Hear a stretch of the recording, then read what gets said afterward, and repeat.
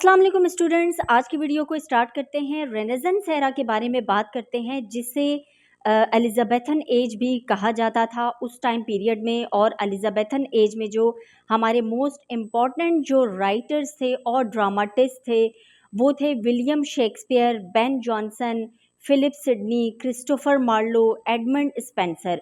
तो ये तमाम जितने भी हमारे ड्रामाटिस्ट थे, जितने भी राइटर्स थे, इन सब का क्या काम था कि इन्होंने उस टाइम पीरियड में एक अपनी स्ट्रेटजी बनाई थी कि किस तरीके से हमने ड्रामास को जो है एक रिफॉर्म करना है और उनको उनको एक रिफ़ाइन करके न्यू शेप देना है लोगों के लिए। उस टाइम पीरियड में वो लोगों को एक्चुअली रीड करते थे कि वो क्या चाहते हैं, किस तरह की डेवलपमेंट चाहते हैं ड्रामाज में, तो उसी के अकॉर्डिंग ड्रामाज में जो है वो डेवलपमेंट होती रही साथ साथ। और राइटर्स जो है न्यू एलिमेंट्स इंट्रोड्यूस करवाते रहे, न्यू फैक्टर्स को इंट्रोड्यूस करवाते रहे। तो हम बात करने वाले हैं उन तमाम न्यू फैक्टर्स की जो कि ड्रामाज में इंट्रोड्यूस करवाई गई वन बाय वन। और वो सारे न्यू एलिमेंट्स क्या क्या थे जिसकी वजह से ड्रामाज को एक डेवलपमेंट मिला और एक शेप मिली। So let's go to the recording. Students, we are here on the recording. We are going to know about English drama. English drama के जो इम्पॉर्टेंट एलिमेंट्स थे या फैक्टर्स थे वो क्या थे, और डेवलपमेंट ऑफ ड्रामा में क्या मतलब कौन कौन से ऐसे फैक्टर्स थे जिन्होंने इम्पॉर्टेंट रोल प्ले किया। सो ये तमाम चीज़ें हम देखेंगे इस वीडियो में। और रेनेसेंस एरा के ड्रामाटिस्ट कौन कौन से थे। सबसे पहले हम इसी पॉइंट को क्लियर करते हैं कि Renaissance as we know very well कि एक रिवाइवल टाइम पीरियड था और रीअवेकनिंग था ये, और जो कि एलिज़ाबेथन एज के साथ जो है ये इंटरलिंक था। सो इसे हम रेनेसेंस एरा भी कहते हैं, एलिज़ाबेथन एज भी कहते हैं, जिसमें हमारे मोस्ट इम्पॉर्टेंट ड्रामाटिस्ट जो थे वो थे William Shakespeare, Ben Jonson, Christopher Marlowe, Edmund Spenser and Philip Sidney. ये हमारे तमाम राइटर्स थे।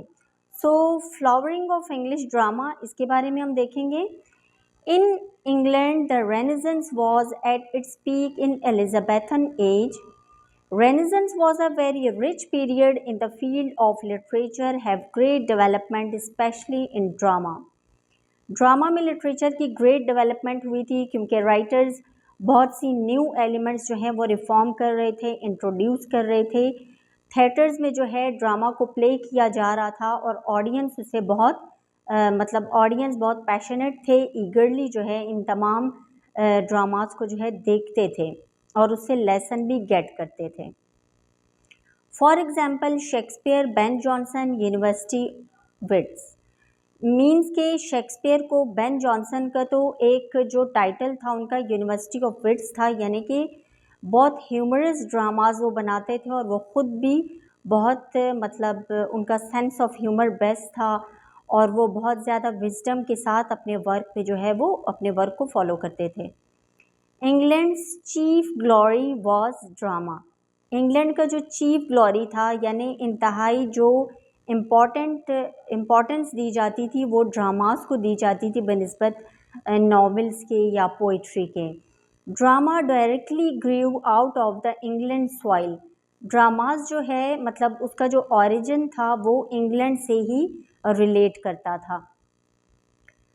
The motive that inspired the English dramatist was patriotism and nationalism.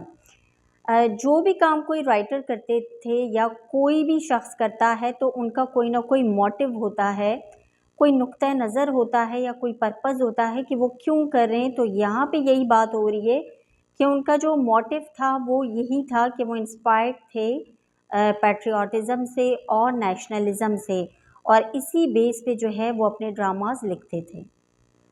Most of the English drama were the product of pride optimism in English leaders. बहुत से dramas जो थे इनका product writers का था प्राइड एंड ऑप्टिमिज्म पे, ये बहुत ज़्यादा फोकस थे। Followed are the factors. यहाँ पे कुछ फैक्टर्स हम देखते हैं, कुछ एलिमेंट्स देखते हैं, right. So mystery play, morality and interludes, ये 3 पॉइंट्स हैं, 3 प्रोडक्ट्स हैं जो कि ड्रामा के डेवलपमेंट में बहुत इम्पॉर्टेंट रोल जो है वो प्ले करते थे। इंटरलूड मीन टू से जैसे मोरालिटी और मिरेकल के बीच में अगर कोई दो हिस्सों के बीच में कोई वक्फा दिया जाता है, so this is called interlude. They provided base for the English drama. ये जितने भी एलिमेंट्स थे, फैक्टर्स थे, ये प्रोवाइड करते थे बेस इंग्लिश ड्रामा के लिए। यानी कि थिएटर में जो ड्रामा परफॉर्म किया जाता था या जो बुक्स में लिखा जाता था, राइटिंग फॉर्म में होता था, तो उसे जब रीडर्स रीड करते थे या ऑडियंस जब देखती थी तो वो इस चीज़ से बहुत ज़्यादा मतलब इम्प्रेस होती थी, मिस्ट्री से, मोरालिटी से और इंटरलूड से। तो इम्पॉर्टेंट रोल जो है इनका था। Many elements morality plays and interlude were retained bye Elizabethan writers. ये जितने भी एलिमेंट्स थे ये इनको किस तरह से ये रिटेन करते थे, सिर्फ और सिर्फ एलिजाबेथन राइटर्स जो है, यानी कि in the beginning of the video जैसा कि मैंने आप लोगों को बताया, Philip Sidney, Edmund Spenser, Christopher Marlowe, William Shakespeare and Ben Jonson और भी बहुत से राइटर्स थे रेनेसेंस के, एलिजाबेथन एज के, जो ड्रामाज लिखते थे। तो वो सब जो है इस चीज़ को रिटेन करना जानते थे कि कैसे इसकी जो एक सिग्निफिकेंट है उसे बरकरार रखना है। The element was the conflict between good and evil. तो यहाँ पे जो मोस्ट इम्पॉर्टेंट एलिमेंट था वो ये शो ऑफ करवाते थे कि गुड और बैड का, गुड और ईवल का जो एक कंपैरिजन है वो करवाते थे, उस चीज़ को दिखाते थे ड्रामाज में, ताकि जो ऑडियंस हैं, जो देखने वाले हैं, उन्हें अच्छे बुरे की जो है वो अवेयरनेस हो जाए। ये कॉन्फ्लिक्ट दिखाते थे, जैसा कि गुड एंड ईवल के कॉन्फ्लिक्ट को अगर हम एज अ ड्रामा डिफ़ाइन करें कि ड्रामों में किस तरह दिखाते थे, तो so we can say that in the literature के प्रोटैगनिस्ट एंड एंटागनिस्ट के फेस में जो है वो दिखाते थे। So ancient element was important element was amusement and entertainment. So most important जो एलिमेंट होता था थिएटर ड्रामाज में वो अम्यूज़मेंट था, एंटरटेनमेंट था।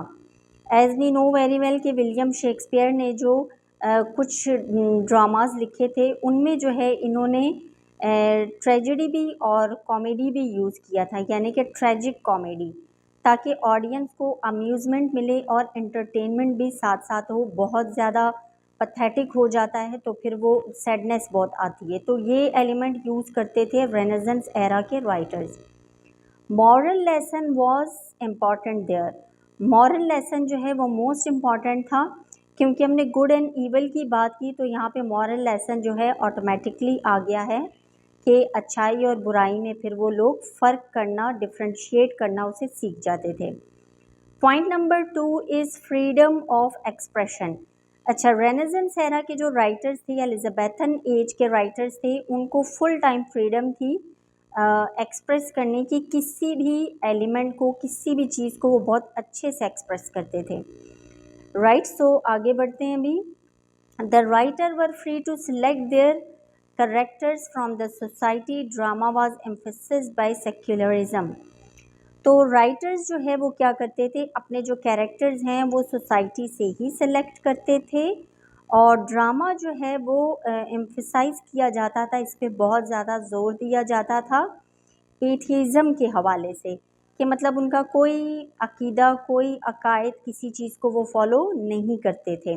सो ये एलिमेंट्स भी ड्रामाज में उस टाइम पीरियड में जो है वो शामिल थे। The characters of voice was changed by fool और clown Elizabethan writers. Elizabethan writers का मोस्ट इम्पॉर्टेंट जो एक उनकी सिग्निफिकेंस थी वो ये थी कि वो एक बुरे कैरेक्टर को जो है वो एज अ फूल और एज अ क्लॉन जो है वो दिखाते थे, शो ऑफ करते थे, ताकि देखने वाले जो है इस चीज़ को डिफ्रेंशिएट कर सकें कि जो बुराई है या जो बैडनेस है सोसाइटी में, उसे as a fool, as a clown जो है वो कंसिडर किया जाता है। Point number 3, influence of classical. अब यहाँ पे क्लासिकल लिटरेचर की बात हो रही है कि इन्फ्लुएंस ऑफ क्लासिकल लिटरेचर भी जो है वो उस टाइम ड्रामास की डेवलपमेंट में इम्पॉर्टेंट रोल प्ले करता था। क्लासिकल मीन टू से अगर हम बात करें तो यहाँ बात हो रही है एंशिएंट ग्रीक या लैटिन लैंग्वेज की, और क्लासिकल लिटरेचर ऐसा था कि ये हर लैंग्वेज में लिखी जाती थी, ठीक है, मल्टीपल लैंग्वेज में, हर लैंग्वेज में लिखी जाती थी। The revival of classical literature was also important. अब रेनेसेंस एरा में रिवाइवल की बात होगी, री अवेकनिंग की बात होगी, तो यहाँ पे राइटर्स ने जो री अवेकनिंग यूज़ किया था वो क्लासिकल लिटरेचर को यूज़ किया था, जो कि मोस्ट इम्पॉर्टेंट एलिमेंट था। It started in 16th century when they come back. ये 16th सेंचुरी में जो है क्लासिकल लिटरेचर जो है ओरिजिनेट हुआ था, इसका ओरिजिन जो है, इसकी हिस्ट्री स्टार्ट हुई थी। They inspired the student to it classical literature. उन्होंने स्टूडेंट्स को जो है क्लासिकल लिटरेचर से इंस्पायर करना शुरू किया, तमाम राइटर्स ने। We also have the emergence of child actors during this period. इस टाइम पीरियड में चाइल्ड इमर्जेंस यानी बच्चों को एज ए एक्टर जो है ड्रामाज में दिखाया जाता था या रिवील किया जाता था एलिजाबेथन एज में। The role of educationist. अब यहाँ पे एजुकेशनिस्ट रोल की बात हो रही है, जो कि ये भी एक मोस्ट इम्पॉर्टेंट रोल था डेवलपमेंट ऑफ ड्रामाज में, कि किस तरह से राइटर्स जो है या एजुकेशनिस्ट जो हैं वो स्टूडेंट्स के माइंड को जो है वो पढ़ते थे, समझते थे, अंडरस्टैंड करते थे और फिर उसे इस साइड पे लाते थे। सो लेट्स सी कि इसमें क्या है। A number of educationist like Ascham, Mulcaster, Eliot and they visited England. उन्होंने इंग्लैंड को, 3 एजुकेशनिस्ट थे यहाँ पे जिन्होंने इंग्लैंड को विज़िट किया एलिजाबेथन एज में। They taught the lesson. उन्होंने किस चीज़ का लेसन दिया, यानी कि डेवलपमेंट ऑफ ड्रामाज में एक लेसन दिया। They inspired the students to perform on the stage, यानी कि स्टेज पे परफॉर्म करने का लेसन दिया। In this period we have child actor, यानी कि उस टाइम पीरियड में उन्हें इंस्पिरेशन देने के लिए ये बताया गया कि इवन कि हमारे जो चाइल्ड्स हैं वो भी एज एन एक्टर काम कर रहे हैं, आप लोग भी कर सकते हैं। तो उन्हें इस तरीके से इंस्पायर किया गया तमाम स्टूडेंट्स को, ताकि उनके माइंड को, उनकी थिंकिंग को जो है वो इस तरफ लाया जाए और डेवलपमेंट ऑफ ड्रामा में जो है उनसे काम लिया जाए। तो स्टूडेंट्स, वीडियो हमारी एंड हो गई है। उम्मीद करती हूँ कि आपको अच्छे से क्लियर हो गया है। मज़ीद अगर आपको किसी टॉपिक की ज़रूरत है तो आप ज़रूर बताइएगा, हम उस टॉपिक पे भी वर्क करेंगे। मिलते हैं इंशाल्लाह नेक्स्ट वीडियो में। टेक केयर एंड अल्लाह हाफिज़।